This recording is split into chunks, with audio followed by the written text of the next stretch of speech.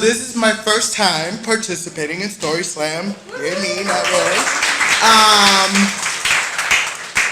and this is part of my mission with myself to sort of do something different for what's left of the year that I wouldn't normally do.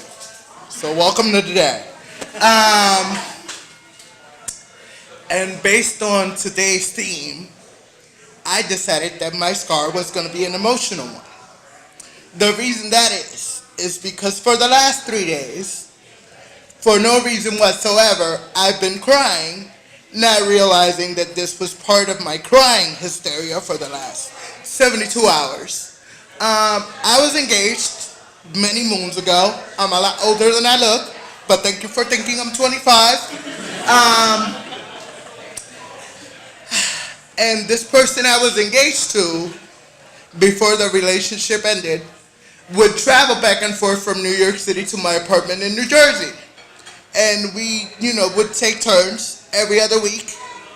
He would come see me, I would go see him. And during one of the visits to me, my mother and my grandmother, both who had a key, decided to come and visit. Nobody knew I was engaged yet. I've only had the ring for 2 months. I didn't necessarily want to announce it to my lovely family due to the fact that they're not the most welcoming people to homosexuals. And I'm a very open homosexual who had been out for a while. But I didn't necessarily want to take what was a celebration to me and tarnish it by their reactions. Anyway, lo and behold, they come to visit, they use their key, not knowing that he's there, or not knowing that I had spent the weekend at home. And it didn't go well. It got really ugly really quickly. They decided to leave. About a week later, they decided to call because my mother, who at the time had access to my bank account, had discovered that I have withdrawn some money and had given no explanation as to why. But it was, I'm sorry, beyond me to do so, since you give me no money from your pocket and I don't live with you. And she decided to call me and asked me what had happened to the funds. I decided to explain the story as politely as I could. She decided that wasn't enough. An argument ensued. She then proceeded to call me every name in the book. I proceeded to defend myself. I then heard a knock on the door 10 minutes later, not realizing it was my mother coming in for a fight. But I've been through this before, so to me it was nothing new. She'll sit there and she'll scream, she'll kick, she'll hit me a few times, we'll get over it. But that's not the way that went. My mother proceeded to go to the kitchen, pull a knife from my own kitchen, to then proceed and go stab my fiance.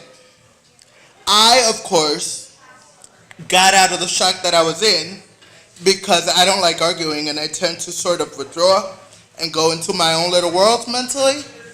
And I jumped to his defense, jumped in front of the knife. Then the knife ended up against my throat. I'm pinned against the wall with her on top of me and everybody else that came with her on top of my fiance who's trying to get her off of me. So lo and behold, cops were called, but little did I know at the time that I dialed 911, she had already called the cops before she got there and had spoken to some of her friends. She had connections, and they had already sent a car. So when I called 911, what I got from the operator was, we sent a car to your house 15 minutes ago. Mathematically, that didn't add up. She had only been at my house for about 8 minutes at that point. So I said, okay. I then proceeded to be arrested and taken to the precinct where I spent an entire weekend because this happened on a Friday. I then had to go in front of a judge that Monday where I was told I was either given the option of 6 months in jail with $1,000 penalty, or 6 months of anger management.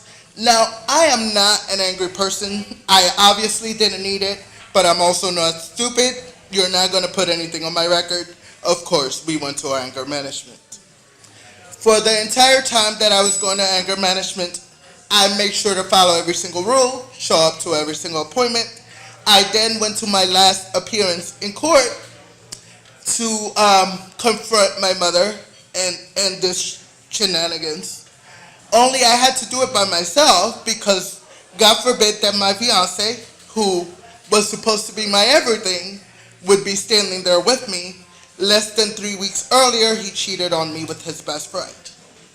Um, Anyways, obviously I won the court case, and I didn't realize that I was still sort of hurting about it until I woke up this morning and I started going through why am I crying about this when I've already forgiven him, forgiven my mother, and moved on with my life.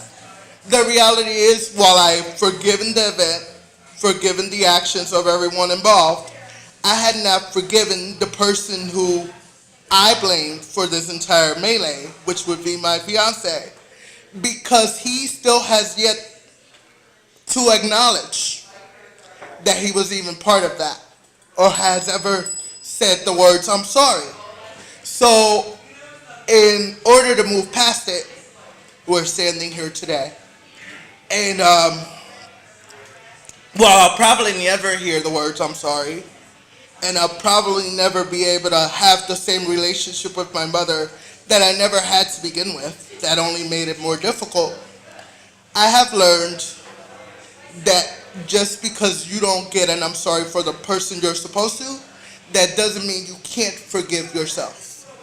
And if there's any lesson taken from anything that I say today, it would be don't let your scars define you, let them catapult you to be a better human and build a better life.